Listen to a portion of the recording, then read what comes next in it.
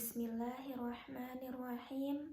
Assalamualaikum warahmatullahi wabarakatuh. Alhamdulillah, pada kesempatan kali ini saya Resta Desti Ladina dengan NIM 12 dari kelas 2F jurusan Pendidikan Agama Islam dalam mata kuliah Ilmu Pendidikan Islam. Di sini saya akan membahas mengenai kurikulum pendidikan Islam. Nah, sebelumnya saya akan membahas menjabarkan apa itu pengertian dari kurikulum pendidikan Islam. Nah, secara etimologi, kurikulum berasal dari bahasa Yunani yang bahasanya itu adalah kurir yang artinya pelari, atau kurere yang artinya jarak yang harus ditempuh oleh seorang pelari. Istilah ini pada mulanya digunakan dalam dunia olahraga yang berarti suatu jarak yang harus ditempuh dalam pertandingan olahraga. Nah, secara istilah, kurikulum ialah rencana atau bahasan pengajaran, sehingga arah kegiatan pendidikan menjadi jelas dan terang. Menurut Zakiyah Derajat, memandang kurikulum sebagai suatu program yang direncanakan dalam dunia atau bidang pendidikan dan dilaksanakan untuk mencapai sejumlah tujuan-tujuan pendidikan itu. Dan selanjutnya, yaitu kurikulum pendidikan Islam berarti bahan-bahan pendidikan Islam berupa kegiatan, pengetahuan, dan pengalaman yang dengan sengaja dan sistematis diberikan kepada anak didik dalam rangka mencapai tujuan pendidikan Islam. Selanjutnya yaitu mengenai dasar kurikulum pendidikan Islam. Yang menjadi dasar-dasar dalam penyusunan kurikulum pendidikan Islam adalah yang pertama, dasar agama. Seluruh sistem yang ada dalam masyarakat Islam, termasuk sistem pendidikannya, harus meletakkan dasar falsafah, tujuan, dan kurikulumnya pada ajaran Islam yang meliputi akidah, ibadah, muamalat, dan hubungan-hubungan yang berlaku di dalam masyarakat. Hal ini bermakna bahwa semua itu pada akhirnya harus mengacu pada dua sumber utama, yaitu Al-Quran dan Sunnah. Yang kedua yaitu dasar falsafah. Dasar ini memberikan arah dan tujuan pendidikan Islam dengan dasar filosofis, sehingga susunan kurikulum pendidikan Islam mengandung suatu kebenaran, terutama dari sisi nilai-nilai sebagai pandangan hidup yang diyakini kebenarannya. Yang ketiga yaitu dasar psikologis. Dasar ini memberikan bahwa kurikulum pendidikan Islam hendaknya disusun dengan mempertimbangkan tahapan-tahapan pertumbuhan dan perkembangan yang dilalui anak didik. Yang keempat yaitu dasar sosial. Dasar ini memberikan gambaran bagi kurikulum pendidikan Islam yang tercermin pada dasar sosial yang mengandung ciri-ciri masyarakat Islam dan kebudayaannya. Yang kelima yaitu dasar organisatoris, yaitu dasar ini memberikan landasan dalam penyusunan bahan pembelajaran beserta penyajiannya dalam proses pembelajaran. Kemudian yaitu ada prinsip-prinsip penyusunan kurikulum pendidikan Islam. Yang pertama adalah prinsip berasaskan Islam, termasuk ajaran dan nilai-nilainya.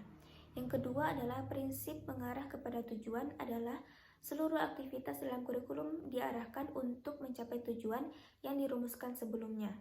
Yang ketiga yaitu prinsip integritas, yang keempat yaitu prinsip relevansi, yang kelima yaitu prinsip fleksibilitas, yang keenam yaitu prinsip integritas, yang ketujuh yaitu prinsip efisiensi, yang kedelapan yaitu prinsip kontinuitas, yang kesembilan yaitu prinsip individualitas, yang ke-10 yaitu prinsip kesamaan memperoleh kesempatan dan demokratis, yang ke-11 yaitu prinsip kedinamisan, yang ke-12 yaitu prinsip keseimbangan, dan yang ke-13 yaitu prinsip efektivitas. Nah, selanjutnya yaitu mengenai komponen kurikulum pendidikan Islam. Komponen kurikulum menurut Ramayulis meliputi yang pertama, tujuan yang ingin dicapai. Tujuan meliputi tujuan akhir, tujuan umum, tujuan khusus, dan tujuan sementara. Yang kedua yaitu isi kurikulum. Isi kurikulum berupa materi pembelajaran yang diprogramkan untuk mencapai tujuan pendidikan yang telah ditetapkan. Yang ketiga yaitu media atau sarana dan prasarana. Media sebagai sarana perantara dalam pembelajaran untuk menjabarkan isi kurikulum agar lebih mudah dipahami oleh peserta didik.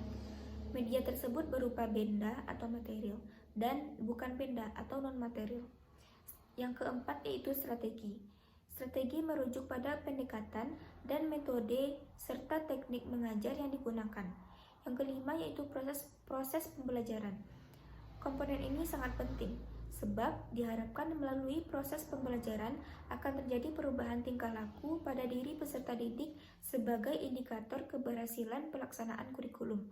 Oleh karena itu, dalam proses pembelajaran dituntut sarana pembelajaran yang kondusif, sehingga memungkinkan dan mendorong kreativitas peserta didik. Yang keenam yaitu evaluasi. Dengan evaluasi atau penilaian dapat diketahui cara pencapaian tujuan. Nah, yang terakhir yaitu orientasi kurikulum pendidikan Islam. Ada 5 orientasi kurikulum pendidikan Islam. Yang pertama yaitu orientasi pelestarian nilai. Dalam pandangan Islam, nilai terbagi atas 2 macam, yaitu nilai yang turun dari Allah Subhanahu wa Ta'ala yang disebut dengan nilai ilahiyah, dan nilai yang tumbuh dan berkembang dari peradaban manusia sendiri yang disebut dengan nilai insaniyah. Kedua nilai tersebut selanjutnya membentuk norma-norma atau kaidah-kaidah kehidupan yang dianut dan melembaga pada masyarakat yang mendukungnya. Yang kedua yaitu orientasi pada kebutuhan sosial. Masyarakat yang maju adalah masyarakat yang ditandai oleh munculnya berbagai peradaban dan kebudayaan, sehingga masyarakat tersebut mengalami perubahan dan perkembangan yang pesat, walaupun perkembangan itu tidak mencapai pada titik kulminasi. Hal ini karena kehidupan adalah berkembang. Tanpa perkembangan berarti tidak ada kehidupan. Yang ketiga yaitu orientasi pada tenaga kerja. Kurikulum pendidikan diarahkan untuk memenuhi kebutuhan kerja. Hal ini ditujukan setelah keluar dari lembaga sekolah, peserta didik mempunyai kemampuan dan keterampilan yang profesional, berproduktif, dan kreatif, mampu mendayagunakan sumber daya alam, sumber daya diri, dan sumber daya situasi yang mempengaruhinya. Yang keempat yaitu orientasi pada peserta didik. Orientasi ini memberikan kompas pada kurikulum untuk memenuhi kebutuhan peserta didik yang disesuaikan dengan bakat, minat, dan potensi yang dimilikinya, serta kebutuhan peserta didik. Orientasi ini diarahkan kepada pembina. Orientasi ini diarahkan kepada pembinaan 3 dimensi peserta didik.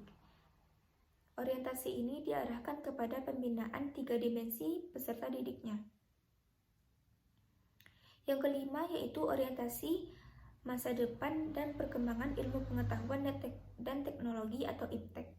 Kemajuan suatu zaman ditandai oleh kemajuan ilmu pengetahuan dan teknologi serta produk-produk yang dihasilkannya.